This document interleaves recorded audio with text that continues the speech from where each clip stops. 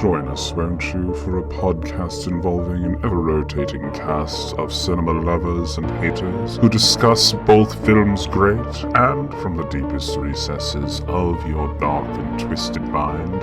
Spoilers ahead. Welcome to another episode of Cinematic Anarchy.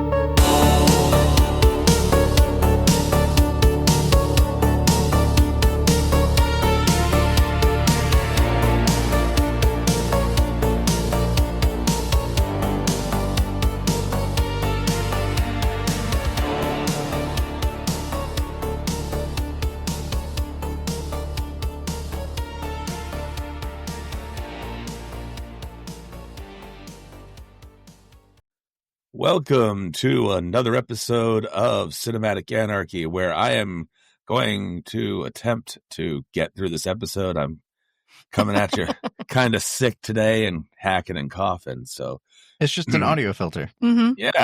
Yeah. Seasonal gravelly for filter. spooky season. So if I forget to turn off the mute button while I'm hacking and coughing over here, just, throw up a hand signal or something. Hey, hi, we can't hear you. Today, we're going to be discussing a top 5 list, or each of our personal top 5 lists regarding parental villains in films, parents who turn out to be the villain of their own film. And to save my voice a little bit, I'm gonna start passing that around to you guys, because I am fully today. You just want us to start? Yeah, start at one. Start at one. Should we draw straws or? Just actually, shouldn't we start from the bottom of the list and work up? Or number 5. Yeah, we could go for number 5. Yeah, go for. who goes first? I don't know. I'll go. I put the king and queen in Frozen. The Disney movie. Those are definitely bad parents. Yeah, they are terrible people. They are absolutely the villains of the movie. You're like, hey, kid, you have a really super power. Let's never practice it. In fact, let's go ahead and just keep that shit to ourselves. Oh, and by the way, never talk to anyone else and become really antisocial. This will definitely not make you the villain. Aren't parents in Disney movies generally really shitty to begin with? Yeah, and then they fucking die. Then they just die. And then the whole thing that they were trying to do, which was keep Elsa and Anna from learning that Elsa had superpowers, she finds out and she's like, oh, cool. That was supposed to kill her. That was the whole point of separating them at the very beginning. And then she finds out and they're all like, oh, okay, that's fine. Which is why you ask clarifying questions when the magical creature is like, I'm erasing her memory, that will save her life. You're like, okay, but like forever though? Or is it like just a now thing? Or like, how long does this need to go on? Yeah. What are the terms and conditions? Yes. You gotta know that. Clarifying questions are very important. Right. Consult with your lawyer before you sign. Because, Elsa should have been the villain because she's socially isolated, not taught how to use her powers. But it turns out in the second one, she's like a magical spirit. Like, she couldn't not use her powers anyway. Yeah, it's fine. It's very it was thrown Disney. off the balance. It was very of powers Disney. in the world. Yes. Yeah, maybe something like a century in the future when this becomes public domain, they'll make Elsa like Frozen horror movies. No, they should. Hey. It would not be that big of a stretch. All right. Up to bat, Christian, you're next. Christian is next. I didn't put a whole lot of thought into order here, so this will be kind of coming out on the fly, but we're going to go with 2009's animated adventure Coraline. And I think that there are a couple of things you can consider here. So, her real parents are kind of neglectful and seem like, honestly, they don't really want her around. And then, you have the other mother who is... actually the villain of the story. Yes. Yeah, her that's parents, a good choice. I think her parents were just wrapped up in their own lives just a little bit too much. Yeah. To the point that they kind of let their kid bleed into the background a bit. She didn't like that. No. I actually watched that recently, and I still ended up putting it on my honorable mentions list. So it's down below my 5 here. I've been trying to get the kids to watch Halloween movies, and they hate anything even remotely scary. Not even like, Yeah, nothing scary. So, and my daughter was like, well, what about Coraline? I was like, that's not going to work for you. I don't know. That's sort of a slightly traumatizing movie. Yeah, they don't like anything where the parents are not nice. So I was Okay. like, that's not going to. I see that you see it's animated and you think that that's going to make it cute, but that's not what we're going for here. Oh, I did watch a really cool video about the lady that made all of the outfits for the puppets. There was a lady who literally knit in miniature every single wow. sweater.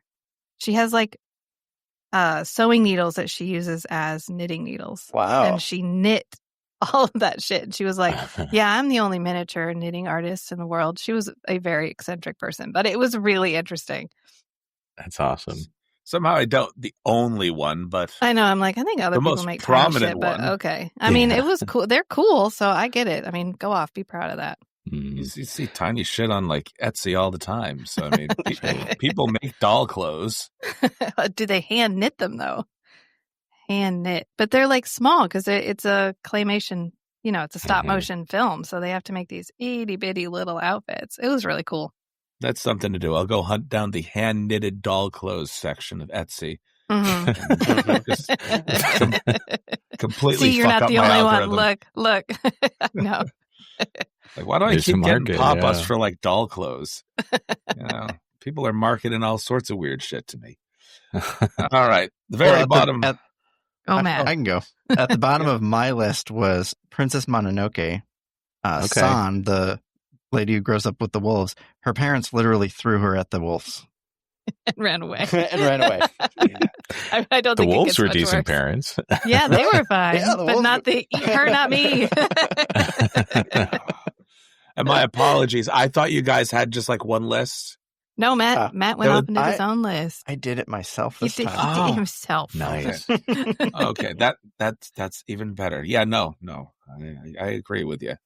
It's not great parents, just sort of. Good luck. I mean, See ya. ultimately, they put San in a position to meet Ashitaka. So,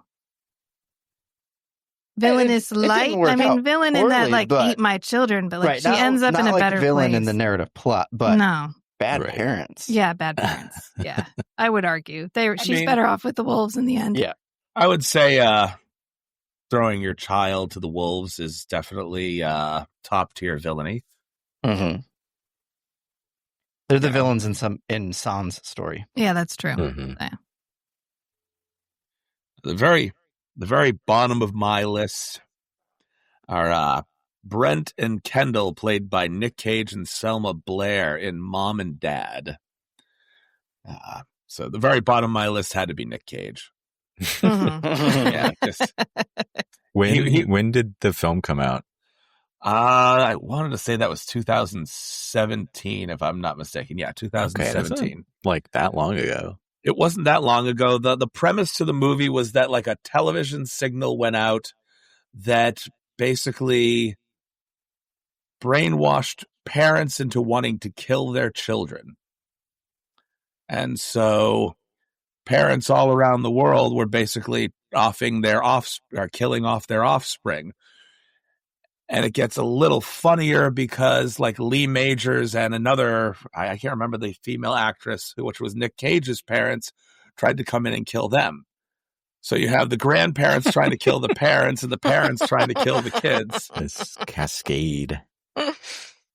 So, I mean, you could give the bad parents to Lee Majors or Nick Cage, but Nick Cage is just so terrible in this movie that I was It going to was say hilarious. 2017 Nick Cage.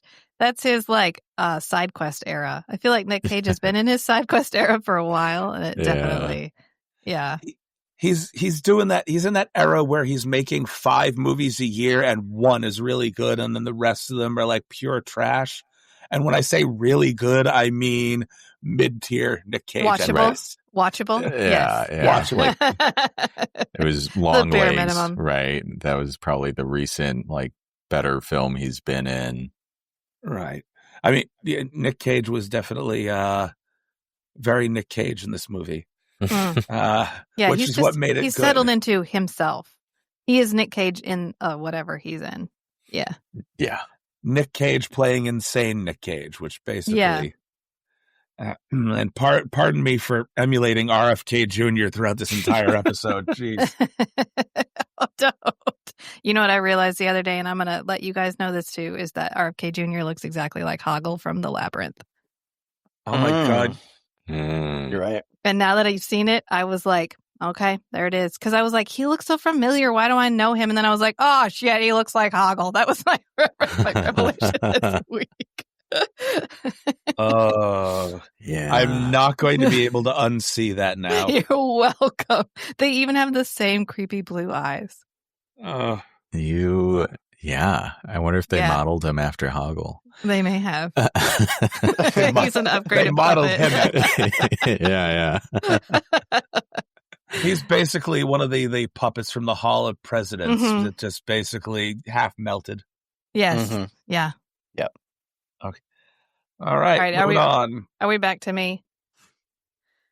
I I'm gonna keep meant go. so. I'm gonna go Keep trying to Harris. mute that. Sorry. I'm gonna go Harrison Ford's character, William Jones from Age of Adeline. Did anybody else watch that? No. Okay, it's a cannot Blake say. Lively movie. I sat and watched it. I don't know why. I was like, okay, I'll give it a shot. I thought it was made for TV because Blake Lively, I just can't do Blake Lively. I was like, was this made for TV? But no, it came out in the theaters. But anyway, she gets accidentally immortal. Don't ask me. That's literally how she becomes immortal. And she's dating a guy and she ghosts him and leaves. And she's dating a new guy in New York like 40 years later. And he takes her to meet his parents. And it turns out that the guy she's dating is the son of the guy that she was dating, who is Harrison Ford. And Harrison Ford is like, holy shit, she's still hot. I would really love to still hit that. And becomes like a really creepy stalker. She's the only woman I ever loved, even though he has a wife and Right. children and a life. And he's basically like, I'll leave all this and I'll get back with you. Would you like to do that? And she's like, I'm dating your son. Please stop making this weird. So he's definitely the villain, I think he might actually supposed to be the villain, but he is definitely the villain. And that he immediately starts trying to drive a wedge between his son and his son's girlfriend, because he also dated his son's girlfriend and he wants her back. This is where my brain kind of went off in left field here when you said, You're like, I'm dating your son. Please stop making this weird. And I'm like, no, that's what makes it weird. that's already weird. That you full on dated him, never aged, Yeah. and then went on to date his son. Like, couldn't you have gone outside of the lineage just a little bit? Well, she didn't know, to be fair. She didn't know. Okay. I mean, Yeah. at the point that she found out, that would have been a deal breaker for most people. Just like, Right. wait a minute, you're Wow. his I have- son? Oh, yeah, Maybe no. she's Yeah. really in love with the son. I've like been with your dad. Like been with your dad. But it was when he was young and hot, so like it's fine. It's Harrison Ford being like, I'd still hit that. Can I I Can I was get with that him in back? the Han Solo phase, you know. and- can I have that back? That was mine first. And she's like, no, you can't. It's genuinely not a good movie. She ends up marrying that guy. It's really weird. Please, it's when she becomes accidentally unimmortal. You lost me at Oh, Blake she Lively. becomes so- unimmortal. Yeah. Yeah. It was a Netflix late night. Okay, I'll give this a shot. Yeah. And then just horror watching it the entire time. But he definitely makes the list. There's a definitely a imbalance in that relationship between her and Ryan Reynolds talent wise. And She's a lip actor. That's why I can't stand her, because she does the no, I I'm gonna can't do it. stand her either. like Keira Knightley acts with her teeth. Blake Lively acts with her lips. It's I all- can't think of a movie that I've seen her in that I actually liked. Yeah, it's gonna be a no for me. Yeah. I don't know. Yeah. We're all thinking is We're all like, some of us crickets. are like, have I actually Crickets. seen a Blake Lively movie? No. No. I mean, just Age of Adeline, yeah. And I didn't know that was her until I looked it up, and I was like, "Oh, is that Ryan Reynolds' wife? Jesus Christ!" Not somebody I actively seek out in my Mm-mm. viewing. Well, So- don't, because it's a bad movie. But No. there you go. I appreciate that. And yeah, I'm not gonna. Well, speaking of sons, my next pick stars Ralph Ineson and Anya Taylor-Joy. It's 2015's The Witch, first film from Robert Eggers. You know, he really loves that like folk horror, historical accuracy stuff. But in the movie, you know, it's like in this puritanical setting, the family gets like ousted from the, you know, group that they're with, and then they're trying to make it on their own. And the father, of course, takes it out on the family, and, you know, there's witches involved and children being eaten, all of those things.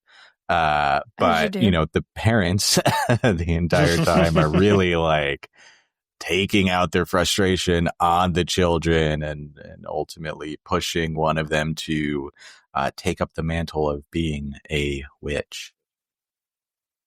Yeah, this is one of those movies that's like on my watch list, but I have not seen it yet. So, Anya Taylor-Joy, though, I have seen previews. Like that was like pre Queen's Gambit, right? If I'm not mistaken. Yeah. This was 2015, so she's pretty young here. I don't know exactly how old, but still did a really great job in it. I don't like really love the whole like Puritan kind of setting generally, but I thought this movie did it really well. And I had a lot of fun watching it. So if there's hesitancy from that, it's still worth the watch. So I'm with Chris. I see it and I'm like, I could watch that. Right. But I just haven't. Yeah. It's Puritan horror, religious horror is always like, I got to have ramp up. If your horror is going to be based on religion, I need time. Like I need to work into it. So it's definitely in the watch queue. It just hasn't moved up into watch it now. Yeah. So. Yeah, I mean, it's interesting, right? Because the entire time, like, this witch is positioned as the villain, but you get to see the many ways that, like, the parents are as well. So, well, maybe I got to move it up the list a little bit. We'll see. So, I had a little trouble coming up with 5 that fit the exact prompt. So, I picked one where the villain becomes the parent. Oh, in Terminator 2. The antagonist becomes the foster mom after killing her and tries to lure the kid back home. Okay, that actually kind of works. Yeah. Okay. I'm remembering the spike through the dad's head right through the milk that he was obviously drinking right out of the refrigerator. Yep, and then the famous phone call scene. Yeah. Your mother's dead. Tell me, how many times as a parent and or spouse have you watched your other drink directly out of the bottle from the fridge and not thought of that scene? And that's villainous enough behavior right there. Like, if I could just put a spike through your head, why are you drinking out of the bottle? If I try to put the knife from the cream cheese into the jam, Matt gets mad at me. Don't contaminate the source. Whoa. I'm with Matt here. Hold on. That is some cross-contamination that should not be happening. He's always like, no, you can't do that. Like, clean the knife or get a fresh one? They get consumed at the same rate. It's fine. What is going... What gets cream cheese and jam at the same time? That's what I'm curious about. The cream cheese jam combination is like classic, savory and sweet. You put the cream cheese on the bagel, and then you put the jam on top of the cream cheese. I feel like I'm in an alternate universe where cream cheese has taken the role of peanut butter. Oh no, not sandwich. Open face sandwich. Open face bagel. Yeah. All right. Bagel, English muffin. Yeah. All right. Maybe I'll give it a try. I won't cross-contaminate, though. I'll tell you that. It's better than getting flavored cream cheese. Yes. Like if you put the jam in, because there's like strawberry cream cheeses, blueberry cream cheeses. They don't taste right. But if you add the jam and then the cream cheese, it tastes better. Yeah, but you got to go cream cheese, then jam. Otherwise, you can't spread the cream cheese. So... No.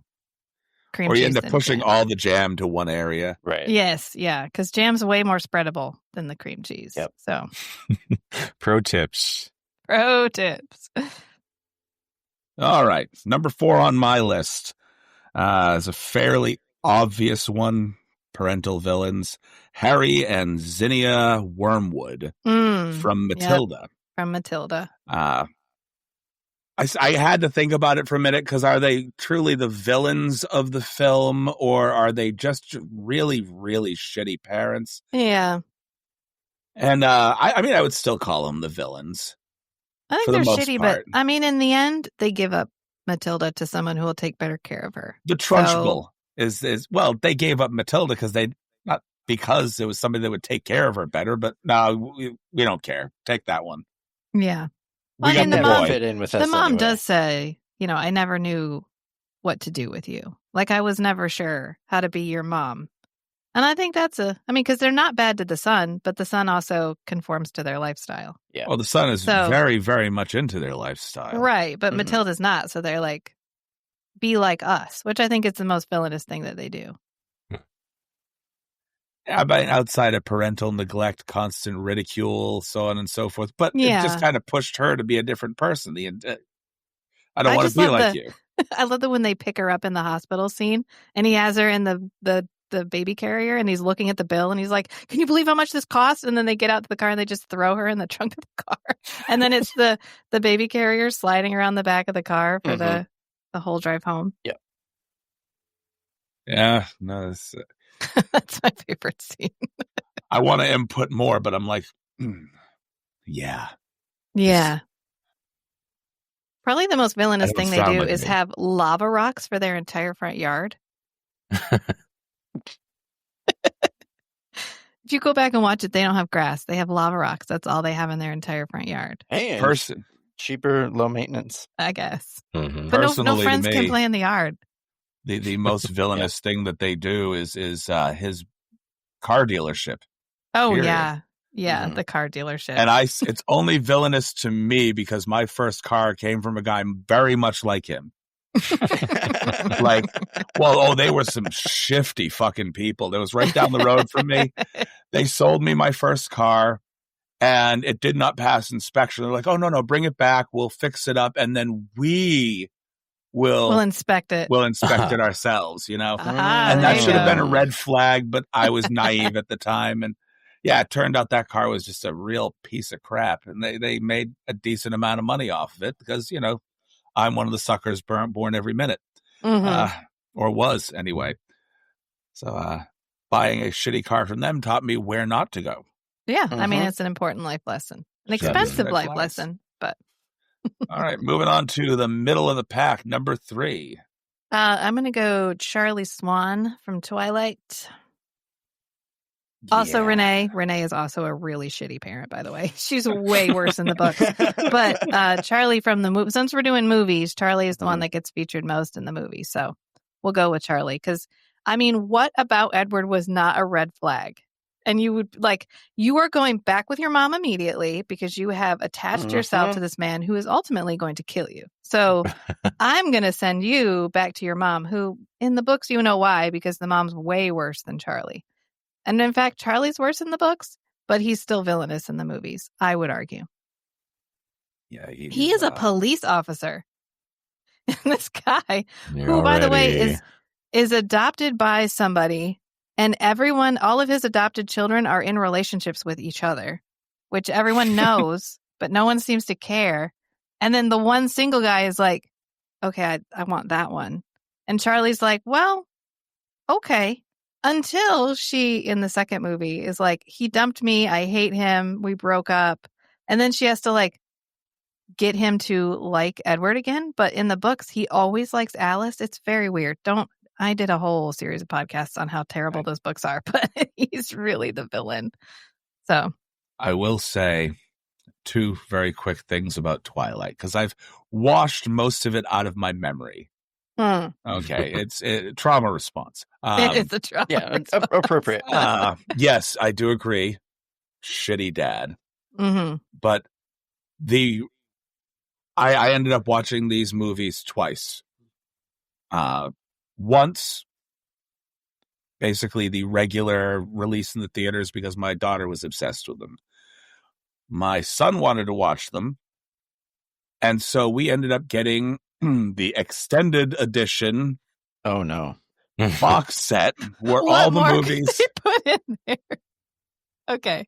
So basically I already knew that I did not like the films based off of where they went. And it was just like, this bores me, movie 1. This bores me, movie 2. This bores me, movie 3. Movie 4, I'm like, oh my God, this massive bloody battle scene that they have at the end. Yeah. And then they pull that back. didn't happen. And it's like a dream sequence. And I was like, well, that is a solid fuck you. Thank you. And I hate all of this. I just love that we have collectively claimed Twilight as a culture and made it into a giant fucking joke. And that its longevity at this point is literally just how stupid it is. Mm-hmm. Like, that's the one thing that I love about Twilight that we can't seem to do with Harry Potter, which is a whole other soapbox. But the fact that we have just like, we all collectively realize how terrible they are, but that is why it has the longevity it has. Like, the jokes I see about this is the skin of a killer, Bella, are always hysterical. My glittery vampires don't come from Twilight. They come from the David Bowie Undead of the Lost Boys. Period. Oh, yes, with the glittery blood. Yes. Of course they do. Yeah. Don't get me started on Twilight, because that's another thing that I'll talk about forever. Yeah. Let's not. Someday I'm going to bring you on for a Twilight podcast.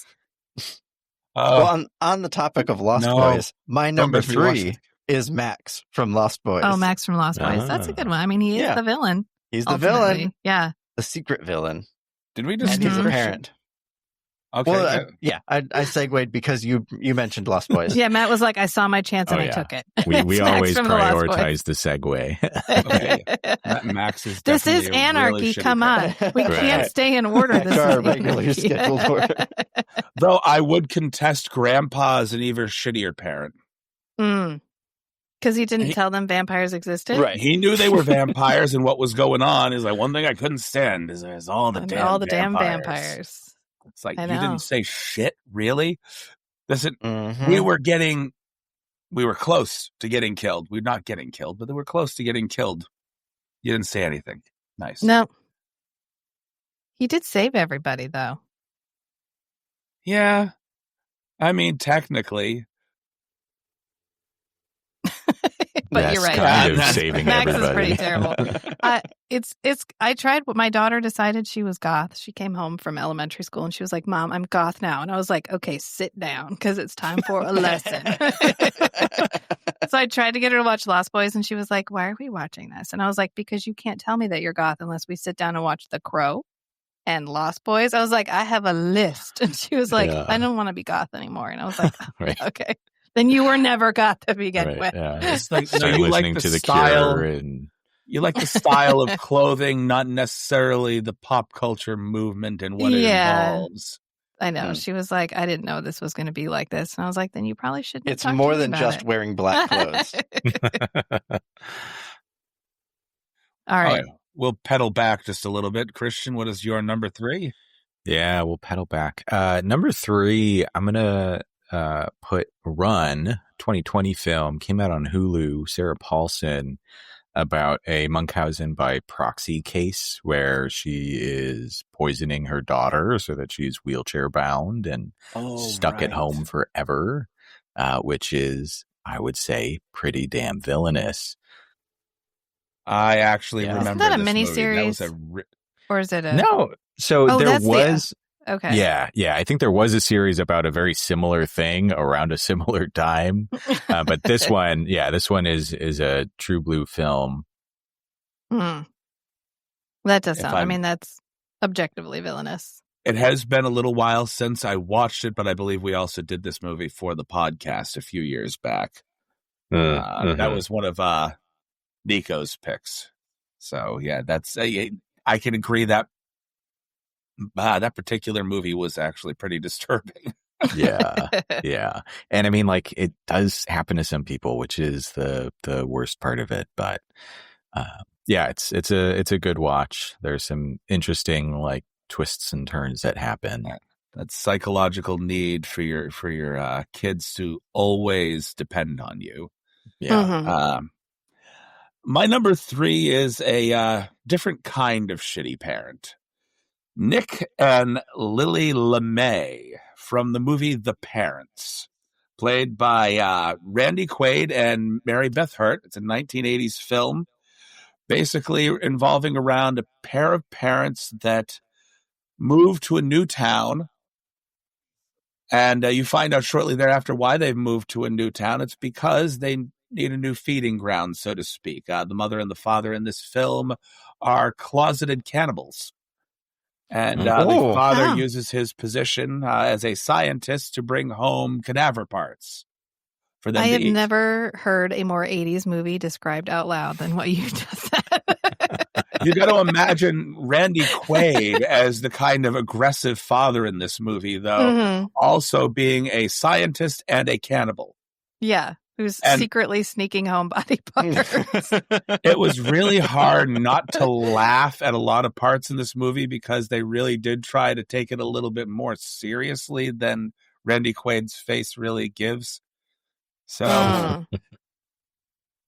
because Randy Quaid is a natural, like, comedic actor. He goes with it. And trying not to laugh at him being serious is just, I don't know what made that movie worse or better. So, yeah, that's, I honestly, I recommend the movie just because he kind of plays low-level creepy the entire film, but it's like. Yeah, I feel like comedians usually make the best creepy characters because you're never sure. Like, you're like, it's like when Alan Tudyk has to play something creepy. He's the creepiest motherfucker you've ever seen on screen. And then you watch him in anything else, and you're like, oh, he's like a really cool little teddy bear. And then he's just horrifying because it's the juxtaposition of what you usually see him in. So, I get it. Yeah. Yeah, it's that juxtaposition. It's also like, in comedy and horror, tension, suspense, timing are all really important. And, comedians are good at that. Yeah, that's good. Yeah. Very much so. All right, moving on to our number 2 picks. Yes. I'm gonna put mine out because I know Matt has this on his list too, and that is going to be Denethor from The Lord of the Rings. I guarantee it's on his list. At first, he's just a shitty dad.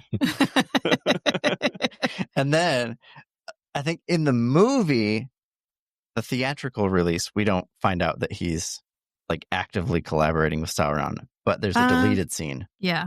Where we find out he's actually in cahoots. In cahoots. Did they add it back to one of the extended editions, or did it stay? I think they kind of did, yeah. It's in the extended edition, I believe. Yeah. Oh, and then he tries to burn Faramir alive, so, yeah. Yeah, pretty evil. See, there's some extended editions that I didn't mind watching. Twilight was horrible, but I like The Lord of the Rings. I mean, yeah. We rewatch it every Christmas, so it's coming up. But, Denethor, it's classic. The, like, I wish you had died instead of your brother. And no one eats a tomato like that. I feel like that's been covered a lot in social media. But when he does it, that's villainous in its own right. He's most known for his messy eating. I know when he pops the chicken bone. Every time I rewatch it, it gets worse. I'm like, please stop chewing. Who put the microphone? Who mic'd him for that too? Because he has to be like, or the Foley artist who did that, who had to be Foley. Like mush, mush, mush in front of the microphone. Yep. Oh my God. All right, Christian, you're number 2. Yeah, so I'm going to go with a interesting one here. 1931's Frankenstein. You could argue the book too. I mean, I would. But, Victor Frankenstein or Henry Frankenstein in the movie, because they changed around a bunch of names and the movie was more based off of like a play adaptation. But anyway, he brings this creature to life and then kind of abandons it, and it, runs amok. He just is like that sort of absent father role. And his neglect kind of leads Frankenstein to becoming the monster. Well, okay. Frankenstein's monster becoming the monster, I guess, right? We got to be careful about monster versus man. But sometimes the man is monster. And I think that's the case with Frankenstein. Definitely. That's a good one. He's even worse in the book. I love that he sees the villain. He sees his creation and he passes out because he's the most Victorian housewife ever. He's just like, and he has 3 months of a nervous breakdown. And when he comes back, he's like, well, it's not here. So I guess I dodged that bullet. Right. And then, my brother is gone. I'm really excited for the Guillermo del Toro version that's coming out soon or is already out. I think it's out. I think it's out because I've seen some reviews of it, and I'll go for any Guillermo del Toro. So I'm pretty sure it's out. Yeah. His like settings and costuming and everything is really fantastic. So I'm excited for it. But yeah, I think Victor Frankenstein, bad parent. That's a good argument. I like it.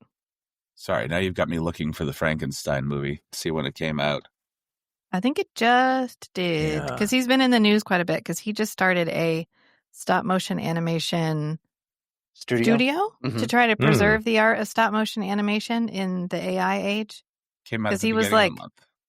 Because he had a whole thing where he was like, you can't make an AI movie because Guillermo del Toro is, he's everybody's good monster dad. Like, I feel like we can all agree the least villainous monster dad director is Guillermo del Toro because he loves monsters in the way that monster people like monsters. And you can tell in everything that he makes. It's out right now. You can actually go watch it in the theaters right now. Love that. All right. I know what I'm doing. Right after this. Immediately. The one starring Oscar we Isaac, can skip to Oscar Isaac. Come on. Yeah. Somebody wrote a negative review that was like, it's too romantic. They make the monster too sympathetic. And it was like, everyone's like, oh my God, have you read the book? You know what you're talking about? It's supposed to be just a monster. Have you watched any other Guillermo del Toro movies? I know. Holds up Shape of Water slowly. Right. Romantic. I know. So we can skip to Chris since Rachel kind of outed your number one. 2. Yeah, I did. I knew it was there. My number 2. Sorry, I'm rolling myself back to something I already talked about. My number 2 is the character of Jerry Blake and/or Keith Grant from the Stepfather films. Stepfather 1, 2, and 3. Not so much the most recent one that was done by Dylan Walsh. Originally played by Terry O'Quinn in the first 2 films, and then they couldn't get Terry O'Quinn to come back for the 3rd film, so they went the back alley plastic surgeon route.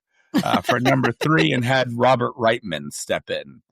I love when they have to explain. They're like, this is why he looks different. You could it's fine. Just put him in there. It's the number 3. It's fine. So the lead character here, Jerry Blake, basically is a family killer, so to speak. He is a guy that romances single moms with 1 kid. And tries to create what he would consider his perfect family from them. When they don't work out, he kills them, moves on to the next family. And each film, basically, in the Stepfather series, sees him get together with a woman and their child, and both of them see right through him at some point. And basically, it's never a movie about him killing more people and moving on. It's always about the one set that he decided to get together with that tried to kill him. So I like that. Shitty stepfather throughout, serial killer, number 2. That's fair. Yeah. All right, my number 1 of all time is the Lady Jessica from Dune, who is the worst villain in pretty much all of literature and film, and I stand by that. As far as the downstream consequences, because she decides to have a boy instead of a girl, and because of that, there is a universe-wide holy war that kills like 61 billion people. And so, arguably, and my favorite part about Lady Jessica is she does all the shit she does in the first book and the second book. And then she fucks off. She leaves Dune. She does not stay on Arrakis. She goes back to Caladan and leaves Alia, who she curses to be crazy, and is like, well, y'all deal with that shit. And when she comes back, she's like, why is everything a mess, guys? I left it so nice. And then she tries to kill her own daughter and her grandchildren. Mm-hmm. So Yeah. I would argue it's the Lady Jessica. I mean, sounds I like think they did a pretty good job in the new Dune movies of portraying her as villainous. Usually she's portrayed as like collateral. Like she gets Paul out, she gets Paul a place in the Fremen, and then we're kind of like, well, and then she had a really nice life.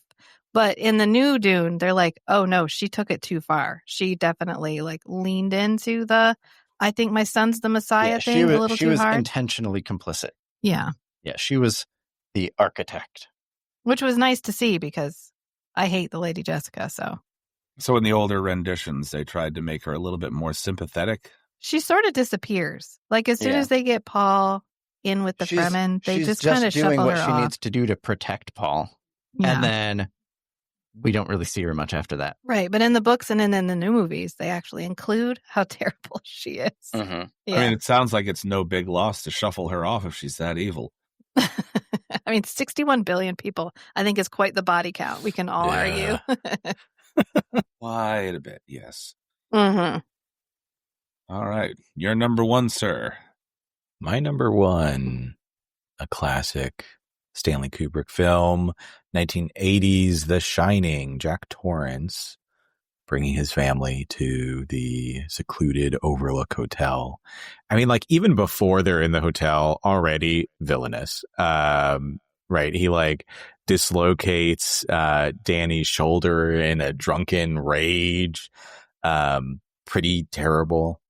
Mm-hmm. There are also like a few breakdowns that kind of point toward like potential like previous sexual abuse from like Jack to Danny and maybe even Jack's father to him. So there's like these generational waves of like villainous parentry that spread.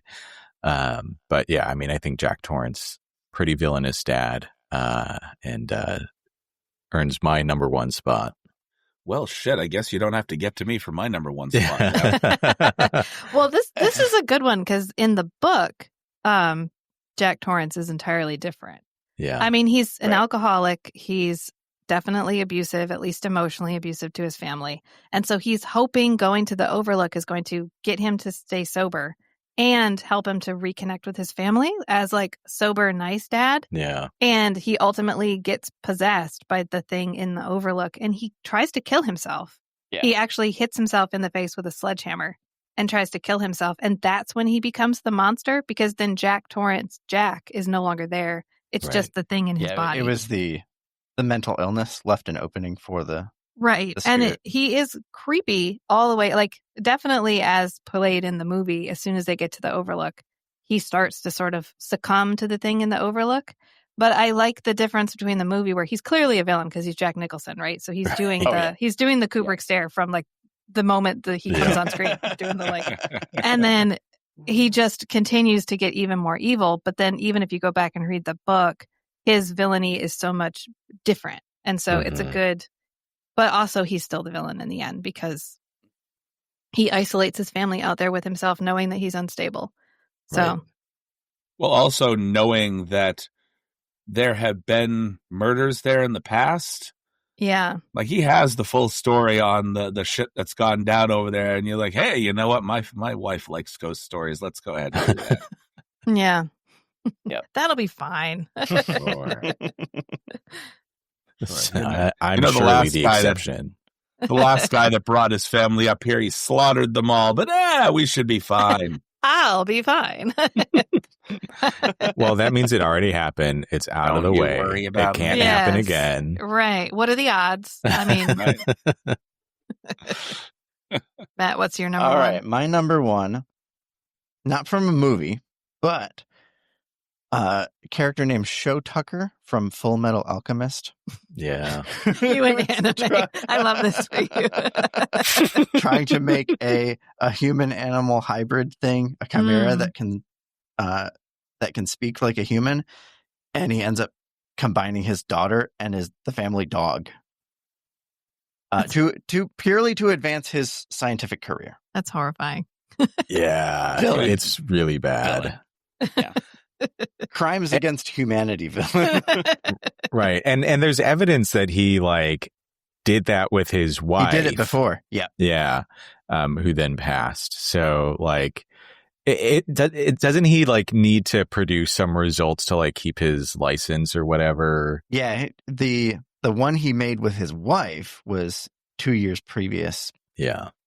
And that's how he became a like fully licensed alchemist. But to maintain his reputation, he needed to make another one. Yeah. And he had his daughter And right his daughter there. was his career was more important than his family. Yeah. No, sorry, I haven't seen this, and so I am. Oh, it's quite the series. I didn't watch it, but I have been in the room while it was on, so I'm aware of it. I have not had the opportunity to watch it, but now I feel like I need to kind of fit that island of Dr. Moreau madness into a little. Yeah. Just, I don't know. Just have some clarity. I'm forgetting what the like Nina dog chimera says, like when it's revealed what happened. Do you remember, Matt? Oh, so yeah, so the I don't want to spoil it too much. Sure, yeah, but yeah. We're all about spoilers here. The chimera says to Edward, the main character, something about can we go play now? Yeah. And the exact way that Nina, the little girl, had been asking Edward to play with her for the whole episode. Horrifying. And he's like, "Oh my God, you turned your daughter into this? What the fuck is happening?" Well, I didn't know we could include TV shows. I'm kidding. That's all right. I mean, I had honorable mentions on here, just a handful, but like there were things that I was like, that's outside of Jack Torrance. There were all the other obvious ones, like Pamela Voorhees from Friday the 13th. Yeah. Or the mom from Carrie. I was trying to avoid the like definitely already the villain, right, and get to the like. I was trying to pick somebody subjectively who the villain. Seemed like just a parent, but then turned into the villain or was exposed as the villain later. Okay, here's one that I don't know if anybody's seen this movie. Have anybody seen People Under the Stairs? Not in many years. Many years. So I saw somebody refer to it as a horror comedy and was like, what? But I think I was like 7 when I saw it, so I was just horrified the whole time. And mother and daddy, basically, that's all they call them throughout the entire film. And it turns out that they're actually brother and sister. You find that out like at the end of the film, but it's these two people that are constantly stealing kids and forcing them to see them as mother and dad. And then the boys never work out, so they cut off their tongues and they throw them in the basement. And the people under the stairs are just all the failed boys that they brought into the house. They're basically abducting children from like the surrounding community and people that they rent homes out to. So yeah, that's horrifying. Pretty. It reminds me a bit of Speak No Evil. Okay. With like tongues being cut and stealing children to make the perfect family. I don't think Rachel finished that one. Which one? Speak No Evil? No. James McAvoy? It's got James McAvoy. Yeah. No, I was like, no. No. Because no woman was walking into that situation. Right. He was such a red flag from the very beginning. I was like, no woman met him and went, oh, I should go to his house alone with my family. That should be a really good idea. No. I was like, premise, just I can't do it. I just quit watching it. I don't like there were times where they were like almost gone and then they go back and it's like, what are you doing? Yeah, right. I can't do it. Once you have a stupid protagonist, I'm like, I'm out. I can't do this. I'm sorry. Negative Captain. But yeah, they cut their son's tongue out, so I can see I can see it. The last two that I have on my honorable mentions list is obviously Norma Bates from Psycho, and then the Ma and Pa Kent knockoffs from Brightburn. Okay. Are pretty shitty parents. So it's like, what if Clark Kent had landed on Earth and instead of being nurtured by what we would consider Ma and Pa Kent, reasonable people, They were basically nurtured by people that turned him into a sociopath. So, I mean, it's a good question. I feel like the era of what if Superman was not the good guy is definitely having a moment right now. Yeah. Because he's terrifying. Like, he's objectively terrifying if he was not a good guy, because he's unstoppable. And so I like when people are like, well, what if he wasn't the good guy? What if he actually was horrifying? That's good. Which is, basically in part The Boys, Homelander. Yeah. I made it through season 1 of The Boys. I kind of know what you're talking about. Well, if we're going to do honorable mentions, then I forever and always will have to plug Forever Knight as having a bad dad. Because Forever Knight does not get the attention that it deserves. And Nigel Bennett as the horrible vampire sire who will not leave his son alone for the entire 3 seasons. Even when he's dead, he dies at the beginning. He dies in episode 1, and he's still the bad dad through the whole rest of they bring him back. Like, he comes back from the dead. He's such a bad dad. And it was such a, Nigel Bennett's good in it, but it's also such a waste of Nigel Bennett, but still, and also to bring it back to Guillermo del Toro, as always, I have to say, I need someone to find out if Guillermo del Toro is a Forever Knight fan, because he always casts Forever Knight actors when he can. And Shape of Water includes so many Forever Knight references, I'm positive. It cannot be a coincidence. It cannot be a coincidence. He has John Kapelos in it, who's in Forever Knight. He's got Nigel Bennett, who's in Forever Knight. He's got the teal Cadillac, which is iconic Forever Knight. So, I don't know. If anybody ever meets him, I need them to ask. Okay. So I'm going to have to go stalk Guillermo del Toro for you. Right? I mean, he lives in Toronto, doesn't he? We can go find him. I think it might be an easier trip for you from where you are right now than it would be for me. That's true. Yeah. We just hold up a sign. Guillermo, Right. do you like Forever Knight? All right. Well, any honorable mentions on your part, Christian? No. Speak no evil, but that came up. A lot of villainous parents out there, as it turns out. Well, they definitely make good film fodder. Anyway. I think any Disney movie, you can argue most Disney movies, the parents are the villain or dead. Mm-hmm. If they're alive, they're the villain. And if you're a step parent, forget evil. it. One that I took off of my list was the parents in Get Out. Oh, yes. Mm-hmm. Yeah. They were very much the villains. That was portrayed kind of as shitty. Yeah, right. Not only bad parents, but using their daughter to lure unsuspecting men in to basically be the host for the older people in the community. Yeah. Yeah, pretty much. Yeah. That's the one where she eats cereal and then drinks the milk separately, right? Yep. Yes. Yeah. Yes. Its own horror. Yeah. You can see what I stick with. What the fuck? It's like that. I actually watched an interview where they were like, yeah, that was just supposed to be unsettling. I was like, good, I was unsettled. It worked. Yeah. Right. I will throw the last one out there that I just remembered, which is stupid of me because I recommend this film all the time, but Zelda Rubinstein's character, the mother from Anguish. Mm-hmm. Is, which we watched. Anguish, yep. Is definitely a special just kind mother. Yeah. So with all the eyeballs. Yeah. Well, she's blind and she's having her optometrist son harvest eyeballs for her. I mean, is he a surgeon as well? I guess. I don't know why we're harvesting eyeballs. I mean, if we knew why. I don't think we were ever supposed to know why, because it ended up being a movie within a movie. So technically you're watching this movie, which doesn't make a whole lot of sense because they weren't really paying attention to that. They wanted to fade back and make it this movie, which also bleeds into it's weird. Mm-hmm. So, all right. Well, thank you. This has been a bit more enjoyable than I thought it was going to be with my gravelly fucking shit voice going on here. I was able to get through most of it without. Well, I coughed plenty of times, but I muted myself. Yeah. Oh, well, you were good on the button then. You only missed once. I think 2 came over through the audio, and that's it. Like one at the beginning and one just recently. I didn't get to the button in time. It just kind of adds to the spooky vibe. I don't know. Seasonal He may die any minute. illness. Right. Yeah. So Matt and Rachel, go ahead and plug your podcast.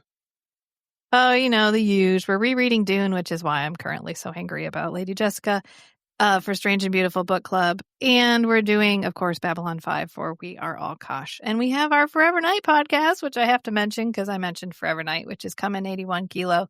It's technically finished, so you can go listen to the whole thing.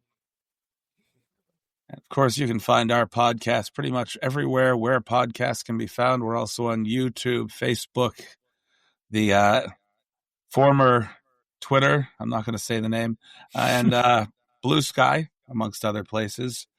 And for lack of a better thing to say, I'm going to go drink some water because I'm thirsty as a bitch.